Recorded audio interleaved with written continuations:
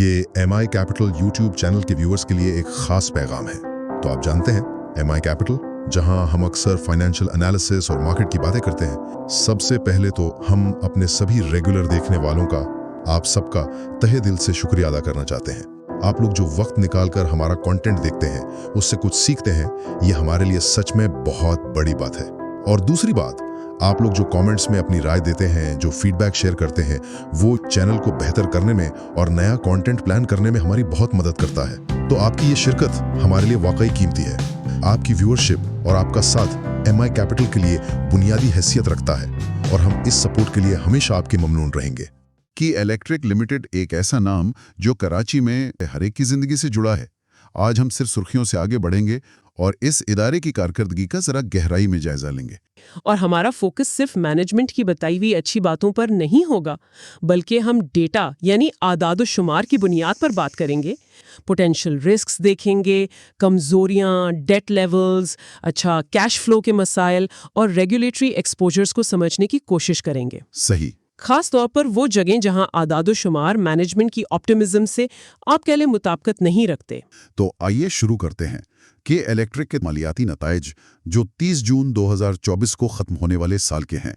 देखते हैं नंबर्स क्या कहानी सुना रहे हैं। जी, सबसे पहले रेवेन्यू की बात करते हैं। कंसोलिडेटेड नेट रेवेन्यू, इसमें तो काफी इजाफा नजर आ रहा है। PKR 557.1 बिलियन 2024 में, जबकि पिछले साल ये PKR 382.8 बिलियन था। जी हाँ, नेट रेवेन्यू में ईयर ऑन ईयर तकरीबन 45% का इजाफा है। लेकिन यहाँ एक अहम नुक्ता है, टैरिफ एडजस्टमेंट का। अच्छा, वो 2023 में PKR 136.9 बिलियन थी और 2024 में कम होकर PKR 58.7 बिलियन रह गई। इसका मतलब है कि टोटल रेवेन्यू जो PKR 615.67 बिलियन है, उसमें बुनियादी सेल्स का हिस्सा तो बड़ा है, लेकिन रेगुलेटरी सपोर्ट या वो जो एडजस्टमेंट्स होती हैं वो कम हुई हैं। समझ गया। और इसका ग्रॉस प्रॉफिट पर क्या असर पड़ा? ग्रॉस प्रॉफिट भी नुमाया तौर पर बढ़ा है, PKR 58.8 बिलियन से PKR 131.4 बिलियन तक। ग्रॉस मार्जिन भी 11.3% से बेहतर होकर 21.3% हो गया है। बज़ाहिर तो ये एफिशिएंसी में बेहतरी लगती है। लेकिन कॉस्ट ऑफ सेल्स को देखें तो बिजली की खरीदारी यानी परचेज ऑफ इलेक्ट्रिसिटी, वो PKR 249.8 बिलियन है और फ्यूल एंड ऑयल के अखराजात PKR 201.3 बिलियन। ये अभी बहुत बड़े कंपोनेंट्स हैं। यानी मार्जिन बेहतर होने के बावजूद कॉस्ट बेस अब भी हाई है। बिल्कुल। अच्छा, अब आते हैं ऑपरेटिंग एक्सपेंसेस और EBIT यानी profit before finance cost per. यहां तो एक बड़ा टर्न अराउंड नजर आता है। 2023 में PKR 60.6 बिलियन का लॉस था और 2024 में PKR 82.8 बिलियन का ऑपरेटिंग प्रॉफिट है। ये तो काफी मुस्बत तब्दीली लग रही है। सरफेस पर तो ये बहुत पॉजिटिव लगता है, लेकिन देखें, इसकी वजूहात को समझना जरूरी है। ठीक है। इस टर्न अराउंड में अदर इनकम का किरदार है, जो PKR 18.3 बिलियन से बढ़कर PKR 20 बिलियन हो गई। इससे भी ज्यादा अहम अदर ऑपरेटिंग एक्सपेंसेस हैं, जो पिछले साल PKR 14.5 बिलियन थे और इस साल कम होकर सिर्फ PKR 1.99 बिलियन रह गए। ओह, इतना फर्क? जी, ये अदर आइटम्स अक्सर नॉन रिकरिंग होते हैं या उनकी नौयत वाज़े नहीं होती, तो ये कोर ऑपरेशनल एफिशिएंसी की मुकम्मल तस्वीर नहीं देते। यानी असल ऑपरेशनल कॉस्ट्स कहाँ नजर आती हैं फिर? वो हमें कंज्यूमर सर्विसेज एडमिन एक्सपेंसेस में नजर आती हैं। ये PKR 27.6 बिलियन से बढ़कर PKR 34.5 बिलियन हो गए हैं। और एक ज्यादा तशवीशनाक बात है impairment loss against trade debts. अच्छा, ये PKR 31.1 बिलियन से बढ़कर PKR 32.4 बिलियन हो गया है। यानी ये वो रकम है जो शायद वसूल ना हो? बिल्कुल। आसान अल्फाज में ये वो रकम है जिसके बारे में कंपनी को खदशा है कि शायद सारिफीन से वसूल ही ना हो पाए। ये रिसीवेबल्स की क्वांटिटी और वसूलियों में मुसलसल मुश्किलात पर एक बड़ा सवालिया निशान है। फाइनेंस कॉस्ट का क्या हिसाब है? वो भी काफी बड़ी हुई लग रही है। बिल्कुल। फाइनेंस कॉस्ट PKR 34.6 बिलियन से बढ़कर PKR 56.8 बिलियन हो गई हैं। ये तकरीबन 64% का इजाफा है। काफी ज्यादा है। जी, ये बुलंद इंटरेस्ट रेट्स या बढ़े हुए डेट की वजह से हो सकता है, या दोनों का मजमुआ। इसने नेट प्रॉफिट पर काफी दबाव डाला है। प्रॉफिट बिफोर टैक्स, हाँ, वो 2023 के PKR 36.3 बिलियन लॉस के मुकाबले में 2024 में PKR 25.8 बिलियन प्रॉफिट में जरूर बदला है। लेकिन फाइनेंस कॉस्ट ने उसको कम कर दिया। जी, फाइनेंस कॉस्ट में इजाफे ने इस इंप्रूवमेंट को काफी हद तक कम कर दिया है। और टैक्सेशन का क्या इम्पैक्ट रहा? मिनिमम टैक्स की रकम PKR 21.6 बिलियन, ये काफी ज्यादा नहीं? जी, मिनिमम टैक्स की वजह से प्रॉफिट आफ्टर टैक्स सिर्फ PKR 4.24 बिलियन रहा। सिर्फ इतने बड़े रेवेन्यू पे? जी, जबकि 2023 में PKR 39.5 बिलियन का लॉस था। यानी प्रॉफिट में तो आए हैं, लेकिन नेट मार्जिन इंतहाई कमजोर है, सिर्फ 0.7%। 0.7%। इसका मतलब है कि PKR 100 की सेल पर कंपनी को सिर्फ 70 पैसे का खालिस मुनाफा हो रहा है। ये फाइनेंशियल हेल्थ के लिए एक बहुत नाजुक सूरत हाल है। EPS यानी अर्निंग पर शेयर भी बेहतर हुआ है, 0.15 बमुकाबला -1.43, लेकिन ये लॉस से प्रॉफिट में आने की वजह से है। एब्सोल्यूट प्रॉफिट की लेवल अब भी बहुत कम है। ये तो हुई P&L की बात, लेकिन क्या ये प्रॉफिट कैश में भी तब्दील हुआ? कैश फ्लो की सूरत हाल क्या है? अक्सर कंपनियां प्रॉफिट दिखाती हैं, लेकिन कैश नहीं होता। देखिए, प्रॉफिट बिफोर टैक्स में तकरीबन PKR 62 बिलियन का पॉजिटिव स्विंग है, लॉस से प्रॉफिट में आए हैं। जी, लेकिन उसके बिल्कुल बरक्स कैश जनरेटेड फ्रॉम ऑपरेशंस नुमाया तौर पर कम हुआ है। अच्छा, 2024 में ये सिर्फ PKR 26.1 बिलियन था, जबकि 2023 में ये PKR 100.5 बिलियन था। ये मैनेजमेंट की ऑप्टिमिज्म से बिल्कुल मुख्तलिफ तस्वीर पेश करता है। ओहो, प्रॉफिट बढ़ा लेकिन ऑपरेशन से कैश कम आया, इसकी क्या वजह है? इसकी सबसे बड़ी वजह वर्किंग कैपिटल में तब्दीलियां हैं, खास तौर पर ट्रेड पेएबल्स में PKR 158.4 बिलियन की बड़ी कमी। अच्छा, अब पेएबल्स में कमी?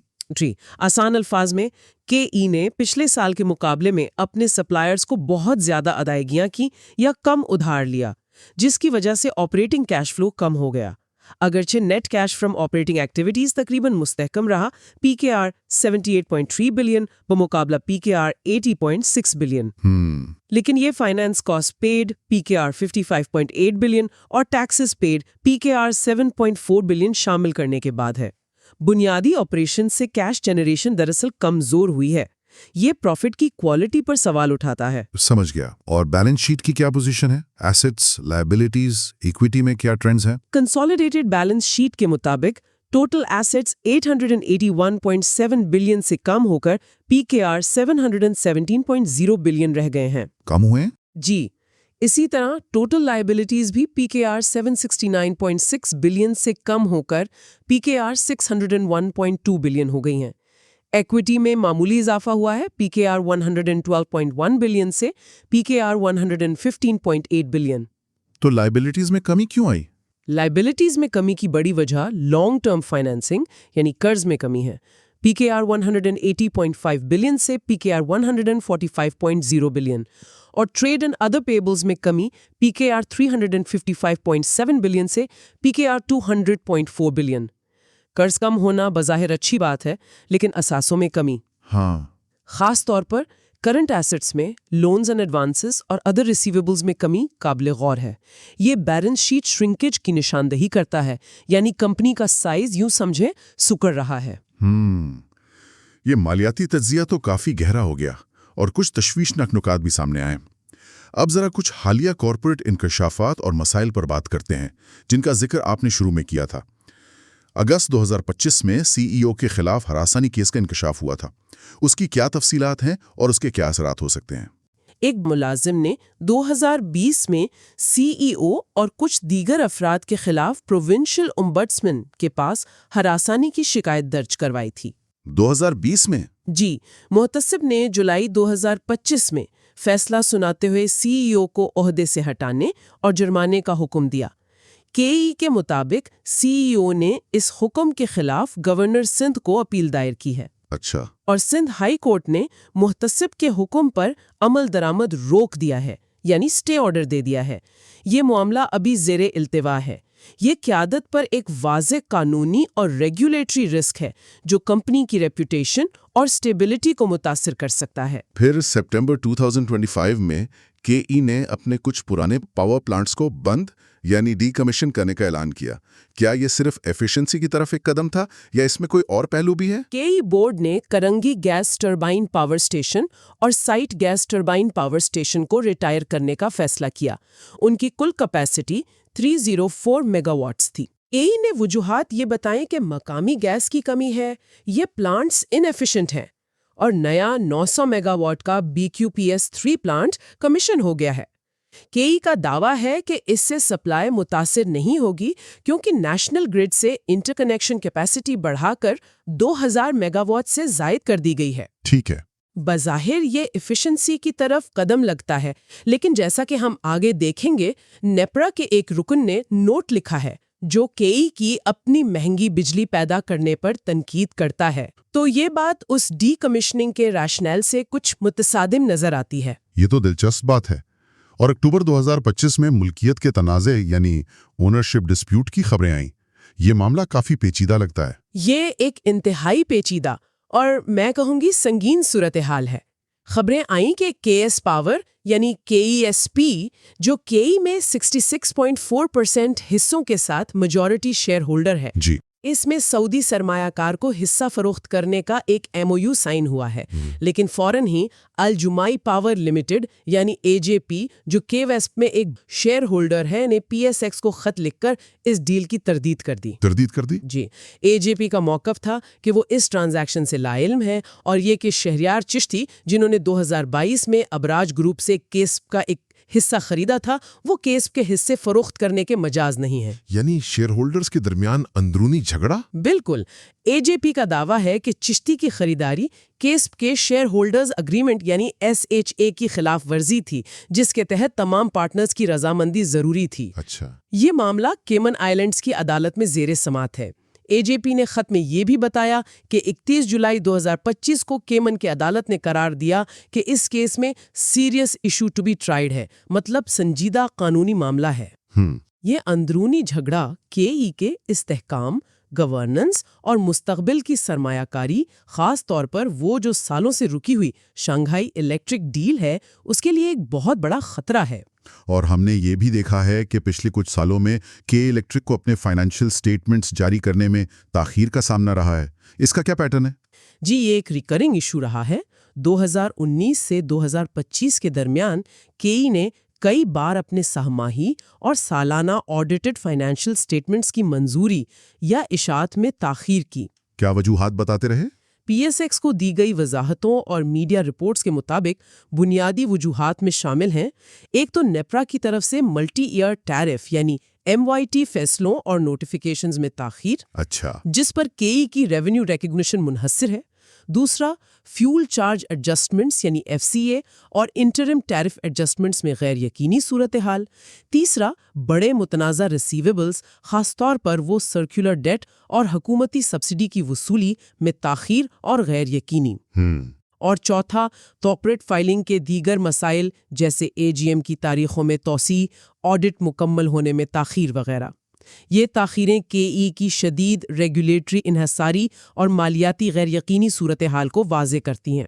تو یہ ریگولیٹری انحصاری اور مسائل صرف مالیاتی رپورٹنگ تک محدود نہیں، نیپرا کی طرف سے براہ راست جانچ پڑتال اور دباؤ بھی نظر آتا ہے۔ مارچ 2025 میں نیپرا کے ایک رکن نے ایک اختلافی نوٹ لکھا جس میں کہا گیا کہ کے ای کی اپنی بجلی پیدا کرنے کی لاگت نیشنل گرڈ سے 100% زیادہ ہے۔ یہ تو حیران کن بات ہے۔ بالکل، یہ ایک بہت اہم نقطہ ہے جو نیپرا کے رکن تکنیکی رفیق احمد شیخ نے اٹھایا۔ ان کے نوٹ کے مطابق دسمبر 2024 میں کے ای کی اپنی پیداواری لاگت 18 روپے 63 پیسے فی کلو واٹ گھنٹہ یعنی کلو واٹ آور تھی۔ 18 روپے 63 پیسے؟ جی، جبکہ NTDC یعنی national transmission and dispatch company کے سسٹم کی اوسط لاگت صرف 9 روپے 60 فی کلو واٹ گھنٹہ تھی۔ جی، آدھے سے بھی زیادہ۔ اس واضح فرق کے باوجود کے ای نے NTDC سے اپنی دستیاب انٹر کنیکشن کیپیسٹی جو تقریباً 1600 میگا واٹ تھی، اس کا صرف 62% یعنی اوسطاً 985 میگا واٹ استعمال کیا اور باقی اور اپنی مہنگی بجلی پیدا کر کے فروخت کی۔ اس کا مطلب ہے کہ سستی بجلی دستیاب تھی لیکن استعمال نہیں کی گئی۔ نوٹ کے مطابق یہی صورتحال تھی۔ اس سے نہ صرف صارفین پر اضافی بوجھ پڑا بلکہ کئی کے علاقے میں صنعتی فروخت میں بھی کمی آئی۔ دسمبر 2024 میں 5.7% سال بسال اور 9.7% مہینہ بمہینہ کمی ہوئی۔ نوٹ میں K2 K3 ٹرانسمیشن لائنز کی جلد تکمیل پر بھی زور دیا گیا تاکہ سستی بجلی کا زیادہ استعمال ممکن ہو سکے۔ یہ اعداد و شمار KE کے ایفیشنسی کے دعووں اور پرانے پلانٹس بند کرنے کے فیصلے پر سنگین سوالات اٹھاتے ہیں۔ اور پھر جون 2025 میں نیپرا نے لوڈ شیڈنگ کے طریقوں پر KE کو شو کوز نوٹس جاری کیا۔ یہ معاملہ کیا تھا؟ یہ ایک اور سنگین ریگولیٹری مسئلہ ہے۔ نیپرا نے KE پر الزام لگایا کہ وہ فیڈر کی سطح پر ایگریگیٹ ٹیکنیکل اینڈ کمرشل یعنی AT&C نقصانات کی بنیاد پر لوڈ شیڈنگ کر رہا ہے۔ AT&C نقصانات، اس میں چوری وغیرہ بھی شامل ہے؟ جی، AT&C نقصانات میں تکنیکی خرابیوں اور بجلی چوری دونوں شامل ہیں۔ نیپرا کا موقف ہے کہ یہ عمل ان کے قوانین کی خلاف ورزی ہے، خاص طور پر پرفارمنس سٹینڈرڈز ڈسٹریبیوشن رولز 2005 کی۔ کیوں؟ کیونکہ اس سے ان فیڈرز پر موجود اچھے وقت پر بل ادا کرنے والے صارفین بھی متاثر ہو رہے ہیں، جو کہ امتیازی سلوک ہے۔ لیکن KE اس کا کیا جواز پیش کرتا رہا؟ نیپرا کے مطابق انہوں نے اگست 2022 سے KE کو ہدایت کی تھی کہ وہ پول ماؤنٹڈ ٹرانسفارمر یعنی PMT کی سطح پر لوڈ شیڈنگ کے لیے advanced metering infrastructure AMI meters استعمال کرے۔ اچھا، وہ سمارٹ میٹرز؟ جی، جن پر KE نے مبینہ طور پر 600 ملین روپے خرچ کیے تھے، لیکن KE مسلسل چیلنجز جیسے توڑ پھوڑ، کنڈا کلچر اور تکنیکی مسائل کا بہانہ بناتا رہا اور پائلٹ پروجیکٹس کرتا رہا۔ تو پائلٹ پروجیکٹس کا کیا بنا؟ نیپرا نے KE کے ان پائلٹ پروجیکٹس کو فلاڈ اور ناکام قرار دیا، خاص طور پر یہ نوٹ کرتے ہوئے کہ KE نے ان علاقوں میں بھی لوڈ شیڈنگ جاری رکھی جہاں پائلٹ کے دوران نقصانات کم ہو گئے تھے۔ اچھا۔ نیپرا نے KE کی وضاحت مسترد کر دی اور Rs 200 ملین تک جرمانے کی کارروائی شروع کرنے کا عندیہ دیا۔ یہ KE کے آپریشنل چیلنجز اور ریگولیٹر کے ساتھ مسلسل تنازع کو ظاہر کرتا ہے۔ آخر میں رینیویبل انرجی یعنی قابل تجدید توانائی کے حوالے سے بھی بحث جاری ہے۔ ایک رپورٹ آئی تھی جس میں کہا گیا کہ KE نے اس میدان میں مواقع ضائع کیا۔ جی، یہ رپورٹ ایک تھنک ٹینک رینیویبلز فرسٹ نے پرائیڈ کے اشتراک سے شائع کی تھی۔ رپورٹ کے مطابق KE اپنی 97% نصب شدہ صلاحیت کے ساتھ تھرمل پاور یعنی تیل اور گیس پر بہت زیادہ انحصار کرتا ہے۔ 97%؟ جی، اور پاکستان کے وسیع ونڈ اور سولر پوٹینشل سے فائدہ اٹھانے میں ناکام رہا ہے۔ رپورٹ کا دعویٰ ہے کہ اگر KE نے بروقت رینیویبلز کو اپنایا ہوتا تو صرف مالی سال 2022 اور 2023 میں ان ایفیشینٹ تھرمل پلانٹس کی جگہ رینیویبلز استعمال کر کے 204 ملین تک بچا سکتا تھا۔ $204 ملین؟ یہ تو بہت بڑی رقم ہے۔ KE کا اس پر کیا رد عمل تھا؟ KE نے اس رپورٹ کو مسترد کرتے ہوئے کہا کہ ان سے مشاورت نہیں کی گئی اور وہ 2030 تک 30% رینیویبلز کا ہدف رکھتے ہیں، جس میں ہائیڈرو بھی شامل ہے۔ تاہم رپورٹ میں ایک پلیکسوز ماڈل کا حوالہ بھی دیا گیا جس کے مطابق اگریسو رینیویبل انٹیگریشن سے مالی سال 2030 تک 4.5 بلین کی بچت ممکن ہے۔ $4.5 ارب۔ جی، دلچسپ بات یہ ہے کہ نئے مالک شہریار چشتی نے بھی ماضی میں رینیویبلز کی کمی کو ایک ناکامی قرار دیا تھا۔ حال ہی میں NPRA نے KE کے 2 سولر منصوبوں کے لیے ریکویسٹ فار پروپوزلز یعنی RFPs کی منظوری دی ہے۔ یہ سب KE کی توانائی کی حکمت عملی اور مستقبل کی ڈائریکشن پر سوالات اٹھاتا ہے کہ کیا وہ واقعی تیزی سے رینیویبلز کی طرف بڑھ رہے ہیں یا نہیں۔ ٹھیک ہے، تو ہم نے مالیاتی کارکردگی، کارپوریٹ مسائل، ریگولیٹری جانچ پڑتال اور قابل جدید توانائی پر بات کی۔ اگر ہم صرف ڈیٹا اور ڈسکلوجرز پر فوکس کریں تو سرمایہ کاروں کے لیے چند اہم نکات، خاص طور پر رسکس اور ویکنسز کے حوالے سے یہ ہیں۔ جی بتائیے۔ پہلا تو ہے اہم ریگولیٹری اور قانونی خطرات یعنی سگنیفیکنٹ ریگولیٹری لیگل رسکس۔ اس میں CEO کا کیس ہے جس پر قانونی کارروائی جاری ہے۔ دوسرا، ملکیت کا وہ شدید اور حل طلب تنازع جو کیمن آئلینڈز کی عدالت میں ہے اور مستقبل کی اہم سرمایہ کاری جیسے شنگھائی الیکٹرک ڈیل کو غیر معینہ مدت تک روک سکتا ہے۔ صحیح۔ تیسرا، लोड शेडिंग के तरीकों पर नेपरा के साथ संगीन तनाज़ो, जिसके नतीजे में भारी जुर्माने हो सकते हैं। और चौथा, टैरिफ मंजूरियों पर शदीद इन्हिसार, जिससे मालियाती रिपोर्टिंग में बार बार ताख़ीर होती है। ठीक है, दूसरा नुक्ता? Operational inefficiencies and high costs. माली साल 2024 में मुनाफा बहाल जरूर हुआ, लेकिन बुनियादी पैदावारी लागत नेपरा के मुताबिक कौमी ग्रिड से 100% ज्यादा है। बहुत ज्यादा। केई सस्ते जराए यानी एनटीडीसी का मुकम्मल इस्तेमाल नहीं कर रहा और अपनी महंगी बिजली चला रहा है। पुराने प्लांट बंद करने की अफादियत पर सवालात है। AT&C नुकसानात पर मबनी लोड शेडिंग जारी रखना और PMT लेवल लोड शेडिंग नाफिज करने में नाकामी ऑपरेशनल कमजोरियों की वाज़े निशानदेही करती है। तीसरा? मार्जिन सिर्फ 0.7% है, जो इंतहाई कमजोर है। फाइनेंस कॉस्ट्स तेजी से बढ़ रही हैं। सबसे अहम बात, प्रॉफिट में इजाफे के बावजूद ऑपरेशन से कैश फ्लो में नुमाया कमी आई है। जी, वो वर्किंग कैपिटल वाला मामला? बिल्कुल, और वो PKR 32.4 बिलियन का बड़ा impairment loss against trade debts जारी है, जो वसूलियों में शदीद मुश्किलात को जाहिर करता है। प्रॉफिट का मयार कमज़ोर है और अदर इनकम, अदर एक्सपेंस के स्विंग्स और टैरिफ एडजस्टमेंट पर इन्हिसार ज़्यादा है। बैलेंस शीट में कर्ज कम हुआ है, लेकिन एसेट्स भी सुकड़ गए हैं। और आखिरी नुक्ता? चौथा और आखिरी नुक्ता है तवानाई की मुंतकिली पर स्ट्रैटेजिक गैर यकीनी सूरत हाल, यानी strategic uncertainty on energy transition. Renewable energy के इंजमाम पर मुतजाद ख्यालात और सुस्त पेशरफ्त नजर आती है, बावजूद इसके कि लागत में बड़ी बचत मुमकिन है। के 2030 तक 30% रिन्यूएबल्स का आज़म तो है, लेकिन अमल दरामद की रफ्तार, हकीकी मंसूबे और फॉसिल फ्यूल पर इन्हिसार कम करने की वाज़े हिकमत अमली पर सवालात हैं। और वो जो मुल्कियत का तनाज़ा है, वो भी तवील मुद्दती स्ट्रेटेजिक डिसीजंस को मुतासिर कर सकता है। ये वाकई एक पेचीदा और कई